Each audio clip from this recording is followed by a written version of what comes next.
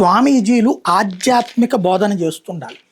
అంతే తప్పించి అదే సందర్భంలో రాజకీయాలకు ఎంత దూరంగా ఉంటే అంత బెటర్. ఆధ్యాత్మిక పరంగా ప్రజలలో చైతన్యం కలిగిస్తూ ఉంటూ, వాళ్ళకి ఎదురవుతున్నటువంటి సమస్యల విషయంలో అవసరమైతే అన్యమత ప్రచారాల వల్ల ఎదురవుతున్న సమస్యల్లో ఇన్వాల్వ్ అవ్వటంలో తప్పులేదు. పోరాటంలో తప్పులేదు. కానీ రాజకీయ కార్యకలాపాల్లో ఇన్వాల్వ్ అయినప్పుడే విశ్వసనీయత తగ్గుతుంది. లేదా వన్ సైడెడ్కి వెళ్ళిపోయేటటువంటి పరిస్థితి ఉంటుంది. ఇది ఎందుకు చెప్పాల్సి వస్తుందంటే, ఇప్పుడు కర్ణాటకలో 27 మంది స్వామీజీలు సిద్ధరామయ్యను గెలిచారు.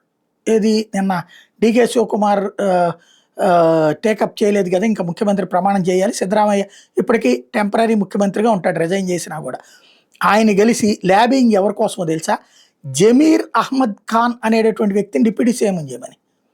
జమీర్ అహ్మద్ ఖాన్ వాస్తవంగా ఈ అయ్యగారే ఇంతకుముందు హిందూ దేవాలయాలకు సంబంధించినటువంటి, హిందూ మఠాలకు సంబంధించినటువంటి భూముల్ని పెద్ద ఎత్తున వక్ఫ్ బోర్డులో కలిపేసినటువంటి వాడు, అవి వక్ఫ్ బోర్డు అని చెప్పినటువంటి వాడు, టిప్పు సుల్తాన్ జయంతి చేసినటువంటి వాడు, స్టేట్ ఈవెంట్గా నిర్వహించినటువంటి అని చెప్పేసి రచ్చ చేసినటువంటి వాడు ఇతనే.